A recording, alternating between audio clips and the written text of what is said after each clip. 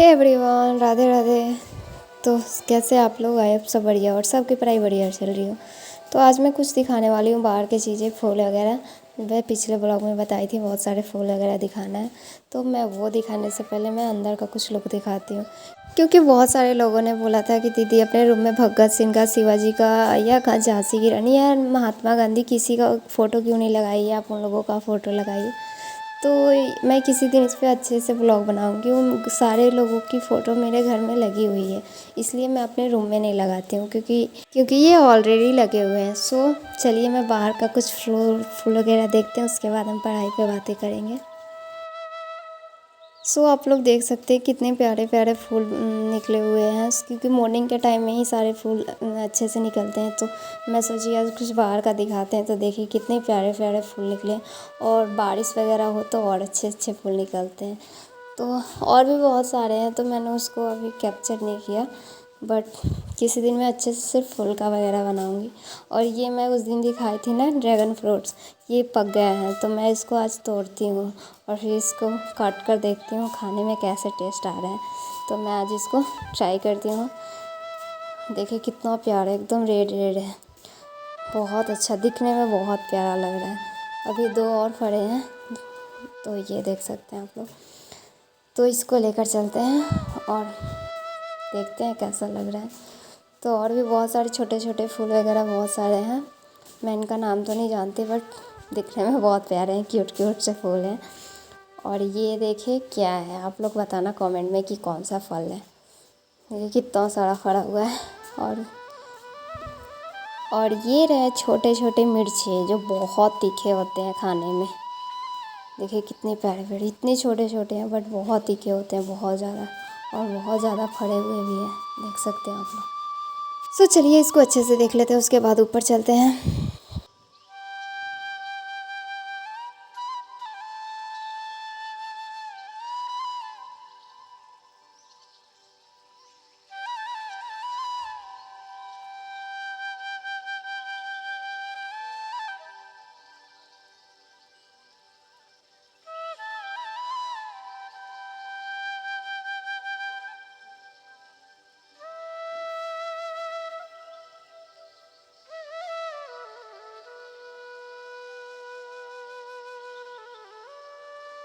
तो अभी देख सकते हैं कितना अच्छा नेचर है। मॉर्निंग में बहुत सारा, बहुत ज़्यादा, बहुत अच्छा फील हो रहा है, क्योंकि ठंडी ठंडी मौसम, बारिश वगैरह थोड़ा बहुत हुए हैं रात को, इसलिए अच्छा मौसम हुआ है।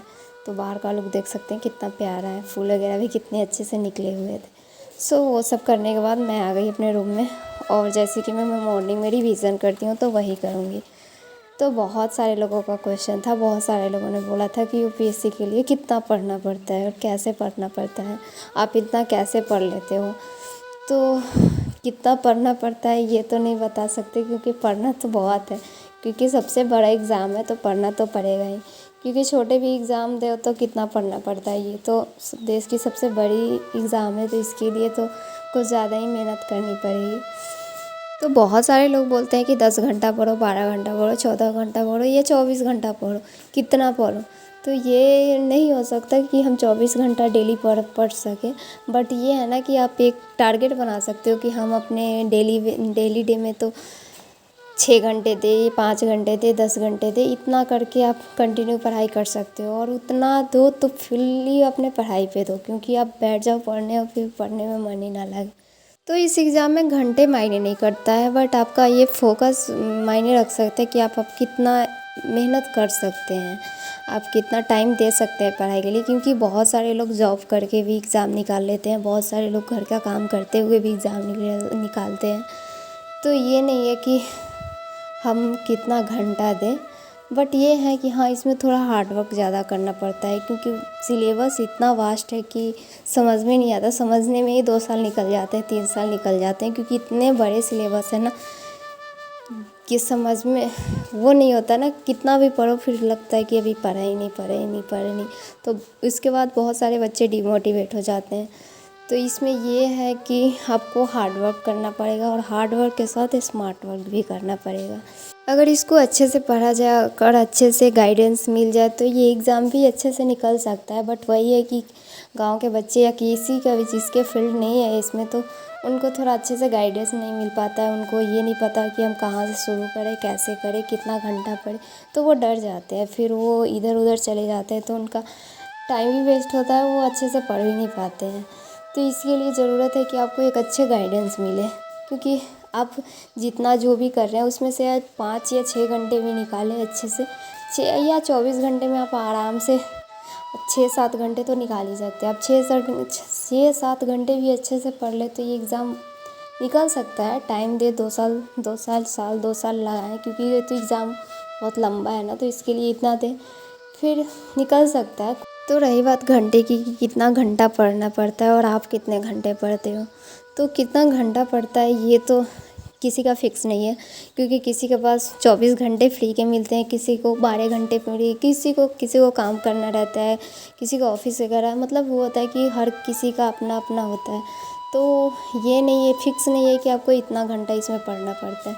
आप अपने डेली वे पे देख सकते हैं कि मुझे कितना टाइम मिल रहा है, हम कितना टाइम दे सकते हैं अपने पढ़ाई को, तो वैसे अपना टाइम सेट कर सकते हैं कि हम इतना टाइम दे सकते हैं अपने पढ़ाई को, तो उतना दे टाइम, और उतना टाइम दे तो उसको अच्छे से पढ़ें।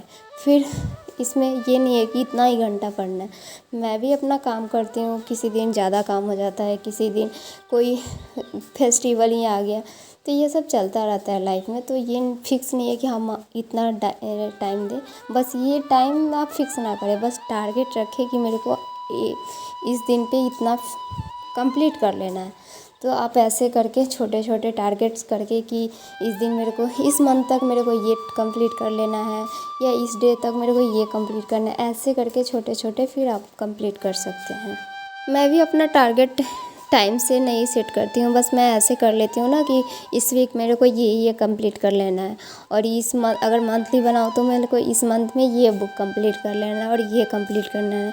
तो मैं ऐसे बनाती हूँ, तो ऐसे बना सकते हैं। ऐसे होता है कि किसी दिन हो जाता है कि तबीयत ही ख़राब हो गया, तो हम उस दिन नहीं पढ़ सकते, तो फिर हमें डिमोटिवेट होता है कि आज मेरा टाइम वेस्ट हो गया।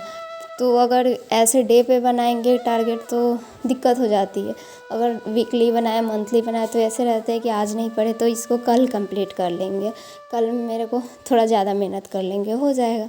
तो ऐसे करके आप कर सकते हो इसमें छोटी छोटी। अगर आप शुरू कर रहे हो तो सबसे ज़्यादा ज़रूरी है आप NCERT से शुरू करो, और NCERT के साथ सिलेबस देखो, क्योंकि सिलेबस जितने बार देखो सिलेबस सही रहता है, क्योंकि हमें सिलेबस से ही पता चलता है कि हमें क्या पढ़ना है और क्या नहीं पढ़ना है, किसमें कौन से GS में कौन से सब्जेक्ट पढ़ने हैं। ऐसे धीरे धीरे सब सिलेबस माइंड में बैठ जाए, कौन से प्रीलिम्स में आने हैं, प्रीलिम्स के लिए फ़ोकस करना है, किसको मेंस के लिए फ़ोकस करना है। तो ये सब छोटे छोटे चीज़ें करके आप शुरू कर सकते हैं और इसको कंप्लीट कर सकते हैं। तो अभी भी आपकी कोई डाउट हो तो आप पूछ सकते हो। मिलते हैं नए ब्लॉग में। बाय, राधे राधे।